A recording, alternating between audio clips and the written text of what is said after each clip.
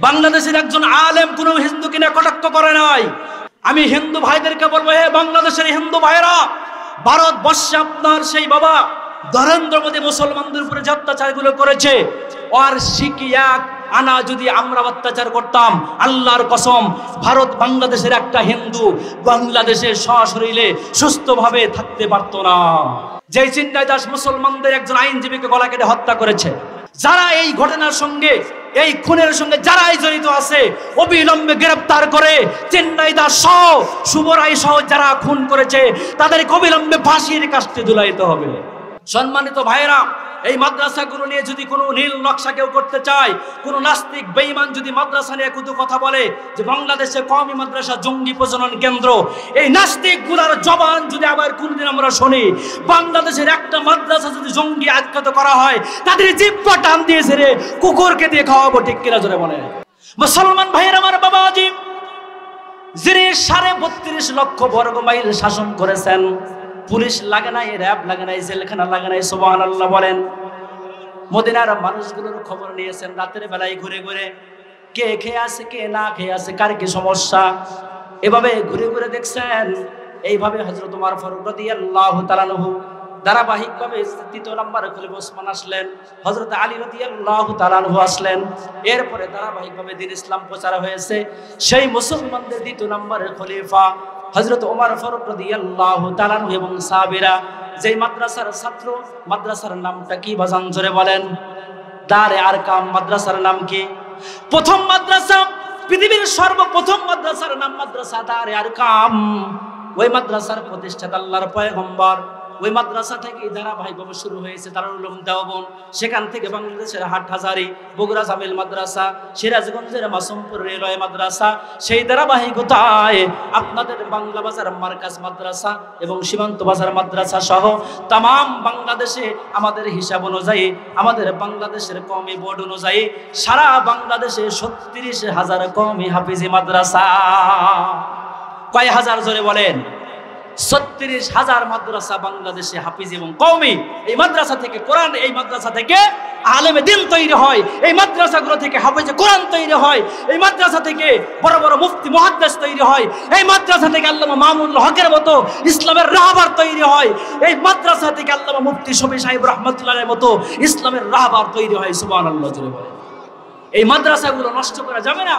এই মাদ্রাসার দিকে যদি কোনো অপশক্তি হাত বাড়ায়, কোনো নাস্তিক বেঈমান যদি মাদ্রাসা ধ্বংস করতে চায়, আমাদের একটা বাংলাদেশের হাফিজি নূরানী মাদ্রাসার দিকে কোনো নাস্তিক, কোনো বেঈমান, কোনো মুরতাদ, বহিরাগত কোনো রাষ্ট্র যদি আমাদের ইসলামের এই মাদ্রাসাগুলো থেকে হাত বাড়ায়, আমরা তাদের হাত ভেঙে ঘুরিয়ে দিব, ঠিক কিনা জোরে বলেন?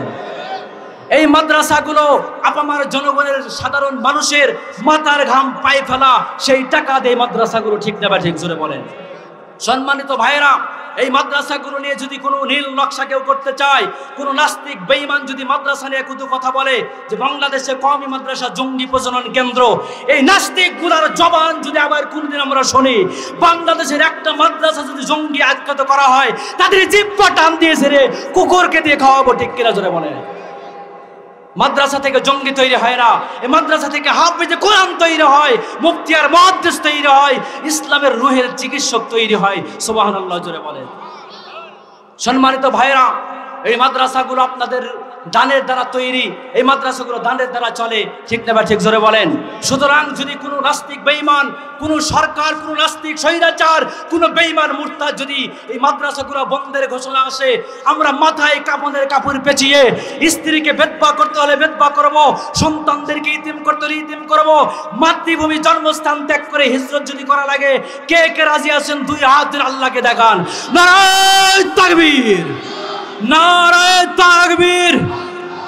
ইসলামের শত্রুরা, ইসলামের দুশমনরা, নারায়ে তাকবীর।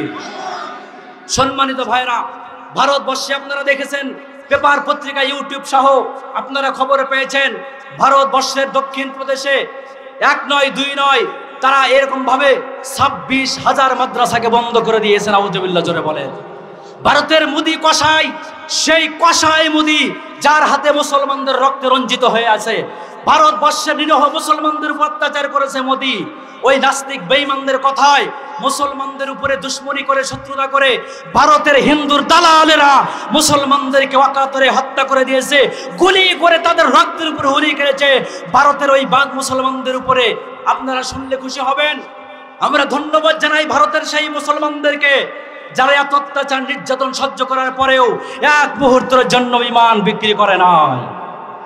আপনারা পেপার পত্রিকা সহ ইউটিউব গুলাতে দেখেছেন, সোশ্যাল মিডিয়াতে ভারতবর্ষে মুসলমানদের উপর যে অত্যাচার নির্যাতন করা হয়েছে। আমি শুধু একটা কথা বলবো, আজকে ভারতে আমাদের পার্শ্ববর্তী রাষ্ট্র ভারত, সেই ভারতবর্ষে সংখ্যালঘু হলো মুসলমান, সংখ্যাগরিষ্ঠ। আর সেই সংখ্যাগরিষ্ঠ মুসলমানদের উপরে ভারতের হিন্দুরা সেখানে সংখ্যালঘু, আর তারা এভাবে মুসলমানদের উপরে যে অত্যাচারগুলো করতেছে আমাদের ভারত বাংলাদেশে, আমাদের এই বাংলাদেশে আপনারা বলুন, আমি একটা কথা জিজ্ঞাসা করতে চাই, আমাদের বাংলাদেশে হিন্দু ভাইরা বেশি না মুসলমান বেশি? আরো জোরে বলেন। আমি বাংলাদেশের হিন্দু ভাইদেরকে বলবো, হে হিন্দু ভাইরা, আমাদের এই বাংলাদেশে আপনারা সংখ্যায় এত কম, আমরা শতকরা 95 জন মুসলমান বাংলাদেশে, অথচ আমরা চ্যালেঞ্জ করে বলবো, বুকে হাত দিয়ে বলতে পারি, বাংলাদেশে একটা মুসলমান হিন্দুর গালে আঘাত করে নাই। ঠিক না ঠিক জোরে বলেন। বাংলাদেশের একজন আলেম কোনো হিন্দু কিনা কটাক্ষ করে নাই। বাংলাদেশের কোনো মুফাসসিরে কোরআন হিন্দু ভাইদের ধর্মকে ক্রিটিসাইজ করে ধর্ম নিয়ে কোনো কথা বলে নাই। আপনারা আপনাদের ধর্ম পালন করবেন, আমাদের কোনো সমস্যা নাই।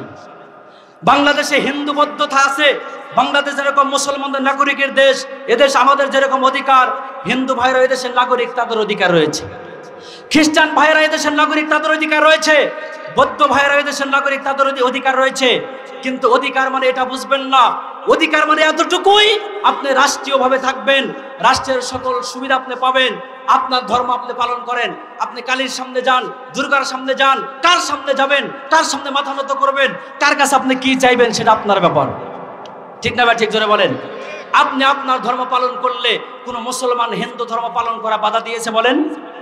আমরা কোনো আলেম ওলামা কখনো মুসলমানদের হিন্দু ধর্মকে নিয়ে আমরা কখনো বিদ্রোহ করি নাই, কটাক্ষ করি নাই। খ্রিস্টান ধর্ম নিয়ে কটাক্ষ করি নাই, বৌদ্ধ ধর্ম নিয়ে আমরা কটাক্ষ করি নাই। কিন্তু দুঃখ আর আফসোসের বিষয় হলো আজকে পার্শ্ববর্তী ভারতে মুসলমানদের উপর অত্যাচার করতেছে। আমি হিন্দু ভাইদেরকে বলবো, হে বাংলাদেশের হিন্দু ভাইরা, ভারতবর্ষে আপনার সেই বাবা নরেন্দ্র মোদী মুসলমানদের উপরে যে অত্যাচারগুলো করেছে, আর শিখি এক আনা যদি আমরা অত্যাচার করতাম, আল্লাহর কসম ভারত বাংলাদেশের একটা হিন্দু বাংলাদেশের সশরীরে সুস্থভাবে থাকতে পারত না। আমরা তাদেরকে এত ভালোবাসা দিই, তাদের সঙ্গে আমরা ব্যবসা করি, বাণিজ্য করি, তাদের সাথে আমাদের লেনদেন সবকিছু হচ্ছে। যেখানে মুসলমানের দোকান তার পাশে হিন্দুর দোকান, মিথ্যা বললাম নাকি? যেখানে মুসলমানের হোটেল তার পাশে হিন্দু ভাইয়ের হোটেল। একই গাড়িতে আমরা হিন্দু বৌদ্ধ খ্রিস্টান মুসলমান চলাফেরা করি। আপনাদেরকে নিয়ে আমাদের কোনো কটূক্তি নাই, কিন্তু আপনারা মাঝে মধ্যে মুসলমানদের কিনে কটূক্তি করেন। আপনারা এদেশের মুসলমানদের উপরে, ইসলামের উপরে আঘাত নিয়ে আসেন। এই তো কয়েকদিন আগে আপনারা সোশ্যাল মিডিয়াতে দেখেছেন, এই যে আপনার হলো ইসকনের সেই মানে নেতা গুরু চিন্ময় দাস, যেই চিন্ময় দাস মুসলমানদের একজন আইনজীবীকে গলা কেটে হত্যা করেছে, তার নির্দেশে শুভরায় দাস নামে একজন হিন্দু তার মানে সন্ত্রাসীদেরকে নিয়ে, খুনিদেরকে নিয়ে আমার মুসলমান ভাই অ্যাডভোকেট আইনজীবী সাইফুল ইসলাম ভাইকে যেভাবে হত্যা করেছে, এর সুষ্ঠু বিচার আমরা বাংলার জমিনে চাই। গণপ্রজাতন্ত্রী বাংলাদেশ সরকারের অন্তর্বর্তীকালীন সরকারের মাননীয় প্রধান উপদেষ্টা ডক্টর মোহাম্মদ ইউনূস স্যারকে বলবো, আপনি এর বিচার অবশ্যই করবেন। যারা অপরাধ করে নাই তাদেরকে হয়রানি করবেন, এটা আমরা বলছি না।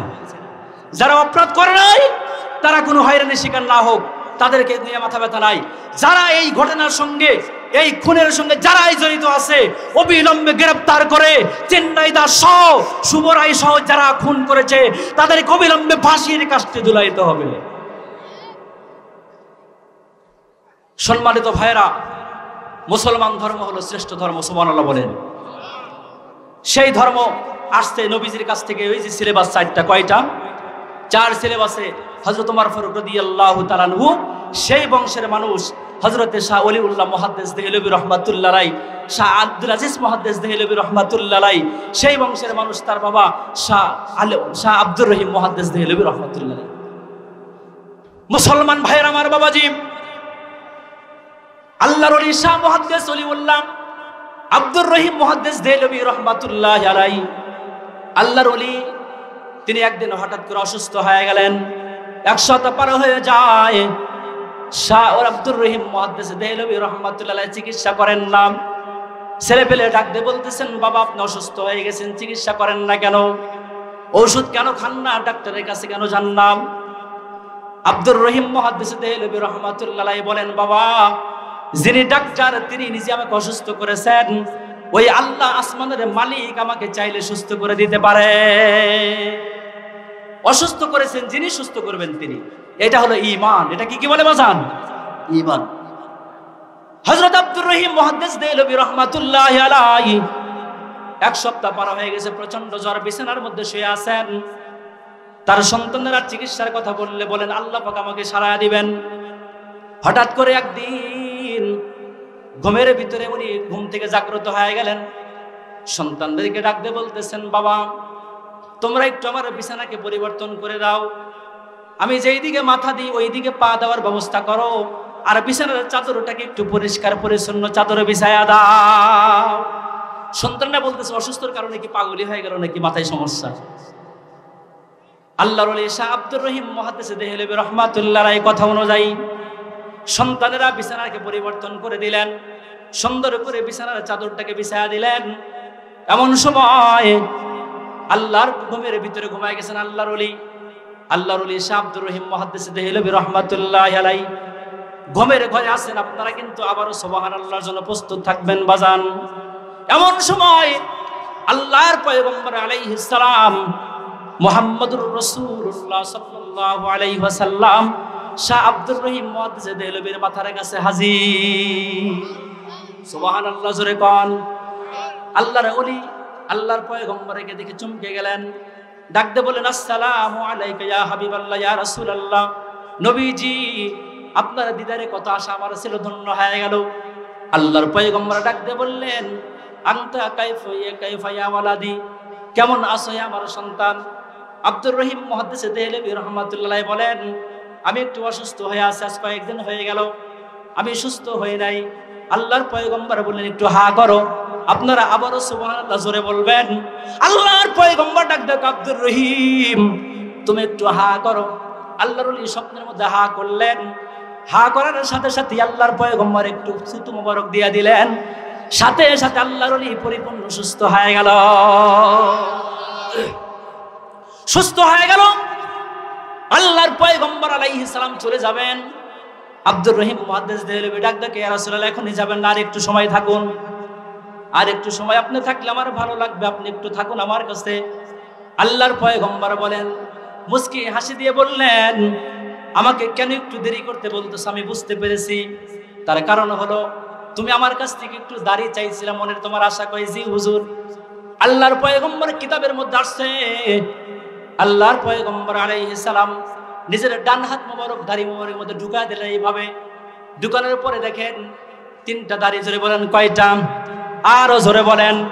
আল্লাহর পয়গম্বরের হাতের ভিতরে, পবিত্র হাতের মধ্যে 3টা দাড়ি উঠে আসলো। দাড়ি 3টা নিয়ে আব্দুর রহিম মুহাদ্দিস দেহলভীর হাতে দিয়ে বললেন, বেটা এই নাও, এটাই তো তোমার আশা ছিল। তার মানে আল্লাহর ওলি আশা করছিলেন, যদি কোনোদিন আল্লাহর পয়গম্বরের দিদার পাই, আল্লাহর পয়গম্বরের কাছ থেকে আমি দাড়ি 3টা নিব, 3টা দাড়ি চাইবো, দাড়িগুলো আমার কাছে রাখবো। কিয়ামতের কঠিন ময়দানে যখন আমাকে মারা যাওয়ার পরে কবর দিবে, ফেরেশতা আসবে প্রশ্ন করার জন্য, ওই সময় আমি দাড়ি 3টা বাহির করে রাখতে বলবো, ফেরেশতারা এই যে আল্লাহর পয়গম্বরের দাড়ি আমার কাছে আছে, আমার কোনো হিসাব দেওয়া লাগবে না। বলবো যে দেখো আমি কি নিয়ে আইছি, আমার কিসের হিসাব? মুসলমান ভাইরা আমার, বাবাজি, আল্লাহর পয়গম্বরের দাড়ি 3টা নিয়া আল্লাহর ওলি হাবালের দাড়ি 3টা যখন নিলেন, আর তিনি বলছিলেন ওই দাড়ি 3টা নিয়ে বালিশের নিচে রাখলেন, আল্লাহর পয়গম্বর চলে গেল। এবার তিনি ঘুম থেকে জাগলেন, ঘুম থেকে জায়গায় এবার তাকা দেখতেছে যে দেখি তো আমি দাড়ি মোবারক গুলো আছে কিনা। বালিশ সরায়া দেখে আল্লাহর পয়গম্বরের দাড়ি 3টা হাতের মধ্যেই আছে। পয়গম্বরের দেওয়া দাড়ি এখনো তার বালিশের নিচে রাখা আছে। দাড়িগুলো নিলেন, আব্দুর রহিম মুহাদ্দিস দেহলভী রাহমাতুল্লাহ আলাইহি দাড়ি 3টা হাতের মধ্যে নিয়া সুন্দর করে ওটাকে রাখলেন। বাজারে গেলেন, নতুন একটা কৌটা কিনে নিয়ে আসলেন। কাপড়ের মধ্যে দাড়ি তিনটা পেঁচাইয়া সুন্দর করে আতর সুরমা লাগাইয়া এবার ওই দাড়ি তিনটাকে আপনার সুন্দর করে কাঠের একটা বাক্স বানায়া তার ভিতরে কৌটা সহ দাড়ি সহ আটকায়া দিয়া ওই বাক্সের মধ্যে একটা তালা লাগা দিলেন। কি লাগা দিলেন জোরে বলেন? তালা লাগা দিলেন, চাবিটা নিজের কাছে রেখে দিলেন। এই ঘটনা খবর হয়ে গেল আল্লাহর ওলি আব্দুর রহিম মুহাদ্দিস দেহলভির কাছে আল্লাহর পয়গম্বরের দাড়ি আছে, খবর হয়ে গেছে। এখন যদি আপনারা কেউ খবর পান যে আপনাদের এই বাংলা বাজার মাদ্রাসার মুহতামিম মৌলানা রেজাউল করিম সাহেবের কাছে আপনার কি আছে বলে পয়গম্বরের জুতা মোবারক আছে, খরম মোবারক, আপনারা বলেন এখানে লোকের ভিড় হবে না হবে না? আরো জোরে বলে। সকালবেলায় লোকজন ভিড় হয়ে গেল, আল্লাহর ওলির কাছে পয়গম্বরের দাঁড়িয়ে আছে, হাজার হাজার লোকের সমাগম। তিনজন খ্রিস্টান চলে আসছে, খ্রিস্টান তিনজন এসে ডাক দিয়ে বলতেছে, ও আল্লাহর ওলি, আপনার কাছে নাকি পয়গম্বরের তিনটা দাঁড়িয়ে আছে? কয় হম। কয় দাঁড়িয়ে তিনটা বাহির করে আমরা দেখবো। আল্লাহর ওলি বলেন, তোমরা খ্রিস্টান, তোমাদের কাছে পয়গম্বরের দাড়ি মোবারক দেওয়া যাবে না, পবিত্র দাড়ি মোবারক। খ্রিস্টান বলতেছে আমাদের কাছে দিতেই হবে, আমরা পরীক্ষা করব, পরীক্ষা করে দেখবো এটা কি পয়গম্বরের দাড়ি নাকি ভণ্ডামিও হতে পারে। নাউজুবিল্লাহ জোরে বলেন। যে যে যেটা লোক ওই যেটা স্বপ্ন দেখে, ঠিক না ঠিক জোরে কন। যে যেরকম আরেকজন করে মনে করে, যে যে সন্ত্রাস ভালো মানুষকে সন্ত্রাসী মনে করে, যে লুচ্চা আরেকজন ভালো মানুষকে লুচ্চা মনে করে, যে যেরকম ধারণা ওরকম, যে দিনের বেলায় যা করে স্বপ্নে তাই করে। যে দেখবেন বাদাম বেচে দিনের বেলায় লাগে বাদাম বাদাম, ও ঘুমের মধ্যে মাঝে মধ্যে কয় বাদাম বাদাম। যে লোক বল খেলে দেখবেন ঘুমের মধ্যে বল খেলে, হঠাৎ করে স্ত্রীকে লাথি দিয়ে একবারে ফালায় দেয় খাটে নিয়ে। স্ত্রী ঘুরে ওটা ডাক দেখে, মাল্লাকে তুমি আমার খাই বিবিরে মনে গেছিস না, আমি পেলান্টি মারছিলাম। কি মারছিলাম? রাগ করতেছেন? খ্রিস্টান তিনজন ডাক দিয়ে কয়, আপনার কাছে ভণ্ডামিও হতে পারে, দাড়ি তিনটা বাহির করেন আমরা দেখবো এই দাড়ি তিনটা আপনার নবীজির নাকি আপনার কারো দাড়ি। আপনারা কি জানতে চান, এই দাড়ি পয়গম্বরের নাকি অন্য কারো? আপনারা জানতে চান না? চান না? কারা জানতে চান একটু হাত তোলেন। আমরা এই দাড়ি তিনটার কথা অবশ্যই বলবো। এই দাড়ি তিনটা নিয়ে খ্রিস্টানরা কি করলো, শেষ পর্যন্ত খ্রিস্টান তিনজন কি করবে এবং এটা নিয়ে কতদূর পর্যন্ত যাবে আমি অবশ্যই বলবো। ওয়াজ আমি নিয়ে যাবো না, বক্তা রাগ পর্যন্ত আমি এটা অবশ্যই আপনাদেরকে ফিনিশিং দিয়ে দেব। তার আগে বলতে চাই, সেই পয়গম্বরের ধারাবাহিকতায় ওই মাদ্রাসায় যারা লেখাপড়া করেছেন, সেই ওমর ফারুক রাদিয়াল্লাহু তাআলা আনহুর বংশের মানুষ হযরত আব্দুর রহিম মুহাদ্দিস দেহলভী রাহমাতুল্লাহি আলাইহি মুসলমান। এই জন্য আমি আপনাদের কাছে একটু এই পয়গম্বরের মাদ্রাসাগুলো জিন্দা থাক, এটা আপনারা চান না? চান না? কিয়ামত পর্যন্ত মাদ্রাসা থাক, আলেম তৈরি হোক, হাফেজে কোরআন তৈরি হোক। আপনাদের এখানেও আজকে 4 জন ছাত্রকে পাকড়ি দেওয়া হবে। কয়জন জোরে বলেন? 4 জন হাফেজ ছাত্রকে পাকড়ি দিবে, এটা আপনাদের দানের ফসল। এইভাবে ধারাবাহিকতা রাখতে হবে। এই জন্য এই মাদ্রাসা টিকে রাখার জন্য টাকার দরকার আছে না নাই? আরো জোরে বলেন, আছে না নাই? এই টাকাগুলা কি আসমান থেকে আল্লাহ নিজে পাঠাবে নাকি আপনাদের মাধ্যম দিয়ে দেওয়া হবে?